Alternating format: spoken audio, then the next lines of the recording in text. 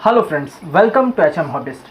Friends, fish aquarium hobby एक ऐसी hobby है जो कि बहुत ही ज़्यादा फेमस होती जा रही है। आप जानते हैं, हॉबिस्ट चाहे नया हो या पुराना, जब भी किसी एक्वेरियम शॉप में जाता है तो उसे हर तरह की फिशेस बहुत ज़्यादा पसंद आती है। किसी फ़िश का शेप पसंद आता है, किसी फ़िश का कलर और किसी फ़िश का साइज़।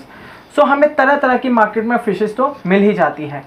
आज की डेट में हमने बहुत सी ऐसे फ़िश वैरायटीज़ भी बना ली हैं जो कि पहले नहीं मिलती थी, जिन्हें हम आज की डेट में मैन मेड फ़िश कहते हैं। सो फ्रेंड्स, आज मैं 5 तरह की ऐसे फ़िशेस के बारे में बताऊंगा जिन्हें आपको बाय बिल्कुल नहीं करना है, जो कि आपकी एक्वेरियम हॉबी को भी किल कर सकती हैं। सो फ्रेंड्स, देर ना करते हुए चलिए स्टार्ट करते हैं आज की वीडियो। सो फ्रेंड्स, नंबर 1 पे आता है कॉमन प्लेको। जी हाँ, आपने सही सुना। आपने YouTube पे बहुत सी इन्फॉर्मेशन भी देखी होगी कि कॉमन प्लेको को गवर्नमेंट ऑफ इंडिया ने बैन कर दिया है। उसका सबसे बड़ा रीज़न ये है कि कॉमन प्लेको मार्केट में हमें इस साइज़ की मिलती है, बट धीरे धीरे जब वो ग्रो हो जाती है तो लगभग इतना बड़ा वो साइज़ गेन कर लेती है। अब जब वो बड़ी हो जाती है तो हर कोई हॉबिस्ट उन्हें संभाल नहीं पाता है। कई बार उनके टैंक में उतनी जगह नहीं बचती है, जिसकी वजह से वो उन्हें तालाबों या नदियों में रिलीज़ कर देते हैं, जो कि सबसे खतरनाक बात है। अब क्योंकि कॉमन प्लेको नेचुरली इंडिया में नहीं मिलती है, वो शुरुआत में बाहर से इंपोर्ट की गई थी। सो यही रीज़न है कि जो इंडिया के नेटिव फिशेज़ है उनको बहुत ज़्यादा हार्म पहुंचाती है। यही रीज़न है कि गवर्नमेंट ऑफ इंडिया ने कॉमन प्लेको को बैन किया हुआ है। सो सबसे पहली बात, आपको कॉमन प्लेको नहीं बाय करनी है क्योंकि गवर्नमेंट ऑफ इंडिया ने उसे बैन किया हुआ है। सेकेंड थिंग, अगर आपके पास कॉमन प्लेको है तो आपको घबराने की कोई ज़रूरत नहीं है। बस आपको उसे कहीं भी बाहर रिलीज़ नहीं करना है। अगर उसका साइज़ बड़ा हो गया है तो प्लीज़ उसे किसी एक ऐसे हॉबिस्ट को दे दीजिए जिसके पास बड़े टैंक्स या बड़े पॉन्ड्स अवेलेबल हैं, या फिर आप उसे किसी एक्वेरियम शॉप पर भी दे सकते हैं। सेकेंड रीज़न जो कि आपको कॉमन प्लेको बाय नहीं करनी है वो ये है कि कॉमन प्लेको हम सिर्फ इसलिए तो ले लेते हैं कि हमारे ग्लासेस को वो क्लीन रखेगी, बट एक्चुअल में कॉमन प्लेकोस को भी फूड चाहिए होता है। नॉर्मली जब हम कॉमन प्लेको ले लेते हैं तो उन्हें बिना खाना दिए सिर्फ ग्लास के सरफेस पे जमा एल्गी पर ही छोड़ देते हैं, जो कि सबसे बड़ी मिस्टेक है। कॉमन प्लेको के लिए भी अलग से फूड आता है जिन्हें एल्गी वेफर्स कहते हैं।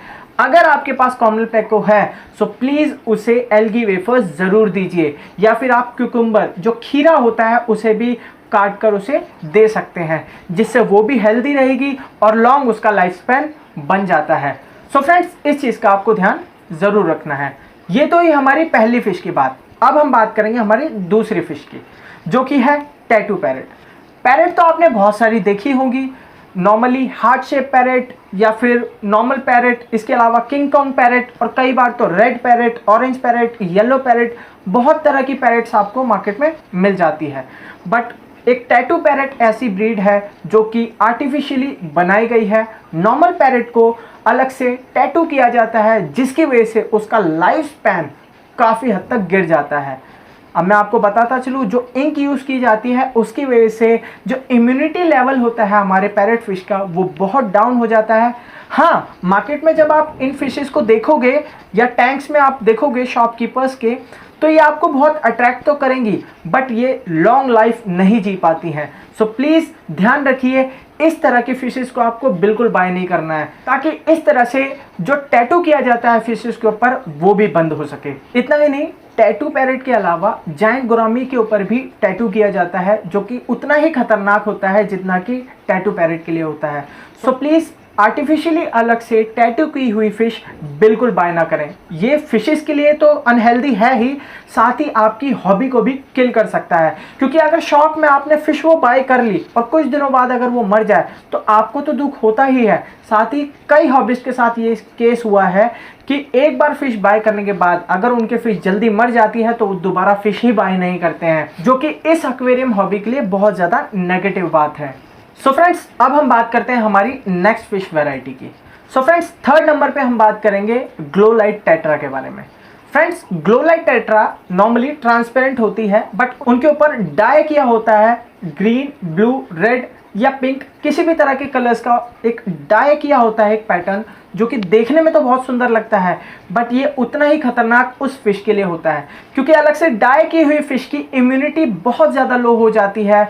यही रीज़न है कि जब आप ग्लो लाइट टेट्रा परचेज करते हैं, कुछ दिनों बाद आप देखते हैं कि वो डाई उतरने लगता है, वो कलर फेड होने लगता है, जिसकी वजह से उस फिश की लुक तो कम हो ही जाती है, साथ ही वो धीरे धीरे मरना भी शुरू कर देती है, क्योंकि उस डाई की वजह से उन फिशेस का इम्यूनिटी लेवल भी काफ़ी लो हो जाता है। सो फ्रेंड्स, मैं आपसे रिक्वेस्ट करूंगा कि कभी भी आप इस तरह की डाई की हुई फिश को बिल्कुल बाय ना करें। वो आपको देखने में बेशक अच्छी लगे, बट वो लॉन्ग लास्टिंग बिल्कुल नहीं होती है।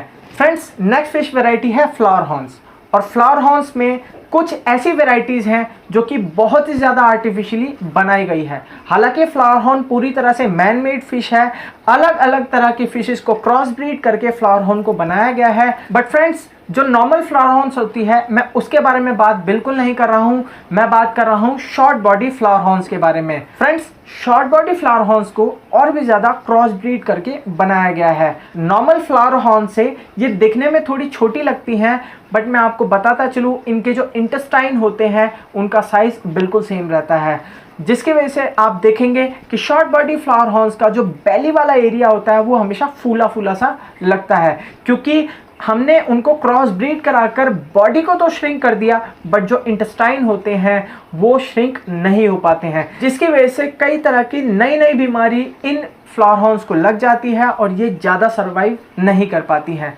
सो यही रीज़न है कि मैं आपको शॉर्ट बॉडी फ्लावर हॉर्न्स या फिर कोई भी ऐसी फिश जो कि शॉर्ट बॉडी बनाई गई है, प्लीज़ उसे बिल्कुल बाय ना करें, क्योंकि शॉर्ट बॉडी होने की वजह से उनके इंटेस्टाइन को उतना जगह नहीं मिल पाती। मोस्टली शॉर्ट बॉडी फिशेस के अंदर स्विम ब्लैडर की डिजीज़ काफ़ी आम मिल जाती है।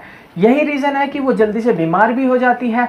अब क्योंकि शॉर्ट बॉडी फिशेस के इंटेस्टाइन को उतनी जगह नहीं मिल पाती, इसी रीज़न से वो अपने खाने को अच्छे से पचा नहीं पाती हैं और वो बहुत ही जल्दी बीमार हो जाती है। और जैसा कि मैंने आपको बताया, उनको स्विम ब्लैडर और बहुत ही अलग अलग तरह की बीमारी हो जाती है और ज़्यादा वो सर्वाइव नहीं कर पाती। सो फ्रेंड्स, अब हम बात करेंगे हमारी last but not the least gold fish के बारे में। आप शायद सुन के हैरान हो कि गोल्ड फिश इस लिस्ट में क्या कर रही है, बट मैं आपको बताता चलूँ, गोल्ड फिश सबसे ज़्यादा बिकने वाली फ़िश होने के साथ साथ सबसे ज़्यादा मिसट्रीट होने वाली फ़िश भी है। सो फ्रेंड्स, जब भी हम गोल्ड फिश बाय करते हैं या फिर कोई भी हॉबी जिसने कभी कोई फ़िश बाय की है, उसकी पहली फ़िश गोल्ड फिश ही थी। नॉर्मली आपने देखा होगा, उसे बोल में लेकर हम बाय करके अपने घर पे ले आते हैं, जो कि सबसे गलत बात है। गोल्ड फिश को हैवी फिल्ट्रेशन चाहिए होता है, इसके साथ साथ उसे एक अच्छा स्पेस भी चाहिए होता है। क्लीन वाटर, अच्छा स्पेस और अच्छे फूड के साथ गोल्ड फिश का लाइफ स्पैन बहुत ज़्यादा हो जाता है। बट क्योंकि उन्हें अच्छे से एनवायरनमेंट नहीं मिल पाता, इसीलिए वो अपना पहला साल भी क्लियर नहीं कर पाती। जबकि अगर गोल्ड फिश को ढंग से रखा जाए तो 15 से 20 साल तक गोल्ड फिश आपके साथ आपके टैंक में रह सकती है। उसी के साथ मैं आपको बताता चलूँ, कॉमन गोल्ड फिश के अलावा कुछ ऐसे फिशेस भी हैं जो कि मैन मेड है, जैसे कि टेलीस्कोप गोल्ड फिश और bubble eye goldfish. Telescope goldfish और बबल आई गोल्ड फिश दोनों ही बड़ी डेलिकेट गोल्ड फिशेस हैं। बबल आई गोल्ड फिश के आंखों के नीचे तो आपने देखा होगा जेली बैग्स होते हैं, जो कि बहुत ज़्यादा डेलिकेट होते हैं। इस तरह के फिशेस आपको बिल्कुल बाय नहीं करनी है, क्योंकि ये इतने ज़्यादा डेलिकेट होते हैं कि अगर इनके जो जेली सैक है वो फट जाए तो वो गोल्ड फिश जल्दी से सर्वाइव भी नहीं कर पाती है। सो अगर आपको गोल्ड फिश रखनी ही है, सो कॉमन गोल्ड फिश रखिए, या फिर उसके साथ साथ कुछ नई आर्टिफिशियल कलरफुल गोल्ड फिशेस आती हैं, इंपोर्टेड गोल्ड फिश आती हैं, वो रखिए। बट इस तरह की जो अलग से डिज़ाइन की गई गोल्ड फिशेस होती हैं, जैसे टेलीस्कोप गोल्ड फिश या फिर बबल आई गोल्ड फिश, उन्हें आप बिल्कुल बाय ना करें। ये फिशेस ज़्यादा सर्वाइव भी नहीं कर पाती हैं और अपना लाइफ स्पैन भी अच्छे से नहीं जी पाती हैं। सो फ्रेंड्स, आपको ये वीडियो कैसी लगी, ये इन्फॉर्मेशन कैसी लगी, मुझे ज़रूर बताइएगा। कमेंट के थ्रू आप मुझे अपने सजेशंस भी दे सकते हैं, और अगर आपको ये वीडियो पसंद आई तो प्लीज़ इसे लाइक ज़रूर करें, और इसी तरह की वीडियोज़ के लिए आप चैनल को भी सब्सक्राइब कर सकते हैं। सो फ्रेंड्स, मिलेंगे आपसे नेक्स्ट वीडियो में किसी एक नई वीडियो के साथ। Thank you so much.